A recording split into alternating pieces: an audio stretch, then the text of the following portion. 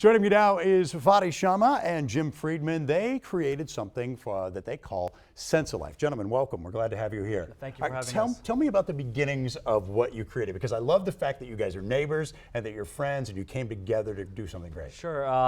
When we came together, we were, hanging out one day and we saw a few stories about children, either passing away or being hurt, sent to the emergency room for being left in a hot car or even a cold car because, their body temperature declines so fast. Right. And we said, this problem is happening way too often. We're seeing so many stories, especially living in a hot state like Florida. And we decided, this is a major problem that needs a simple solution. And we decided to work with an excellent engineer here, and Jim. And as an engineer, they have a problem, they want to find a solution. Jim, it's funny because, working in this industry, when the summer comes around, those stories start coming in and all of us just go, why does that have to keep happening? It's awful to hear. So you guys you're the brains behind this, right? Yes. You're the one who came up. Tell me about what you created. Well, this is the Sense of Life device. We created this, I did it initially. I had a first prototype and I worked on it for a while and then redesigned it to be a lot more practical and very reliable. So it's a really solid product now. And it makes it very easy to install in any vehicle out there. So whatever you have, it can be installed with under 30 seconds. Well, tell me how it works. So basically, the device comes in two pieces. This is the sensor pad, and when the child sits on here, it immediately signals the secondary device, or actually the primary device. So indicating that, yes, there is a child sitting in the seat. Yes, it's a confirmation. That's correct, yes. And this device, when the parent is about to leave the vehicle and the child is in a seat, detected in car seat. Please remove child from the seat. It will remind the parent immediately that there's a child in the seat. So that announcement happens as the car stops, you pull into the parking lot at the grocery store, you turn the car off, open the door, immediately you get that announcement. Sure. Exactly. And it doesn't matter if the car is off and on, because sometimes they'll leave the car running and say the AC's on and I'm going to leave the kid in the car. The moment the driver exits the vehicle, it reads that and sends a message to the device as well as the app that we've created. So you mentioned to me before we started talking about that this system really continues to let you know that there's a problem, right? It's not just the one announcement. I could leave my house and the alarm will ping when I open the door. Sure. This does more than that, doesn't it? Sure, it does. And say you decide to not respond to the device and keep continuing to go into the store. Like, I'm only going to be a minute. I'm only going to be a minute. Sure, it will continue to alert you no matter how far you are from the device.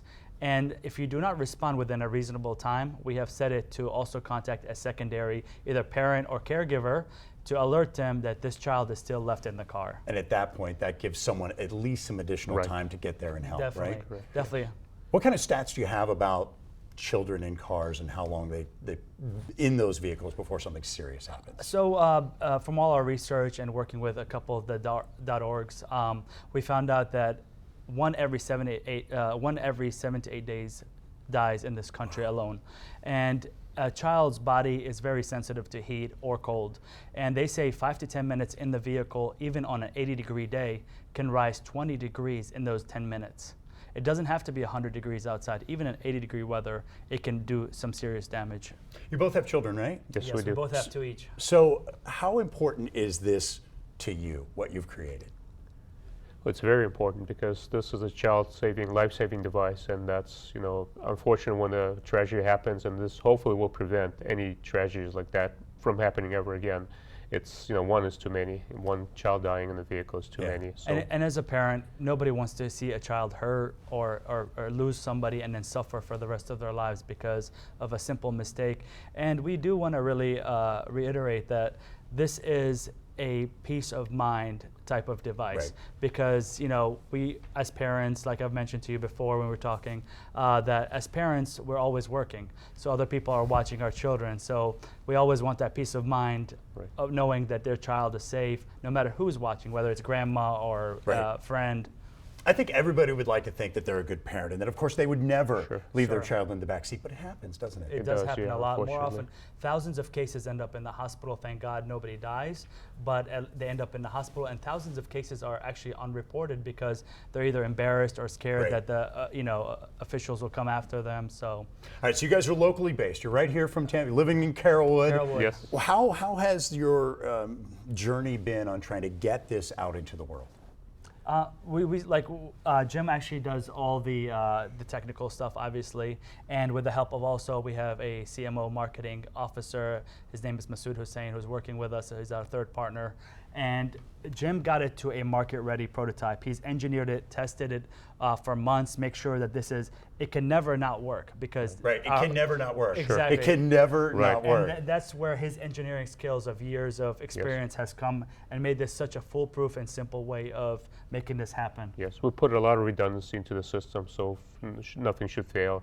We have a battery warning system. If the battery needs to be recharged, it notifies the parent ahead of time, gives them so many days to start recharging the battery.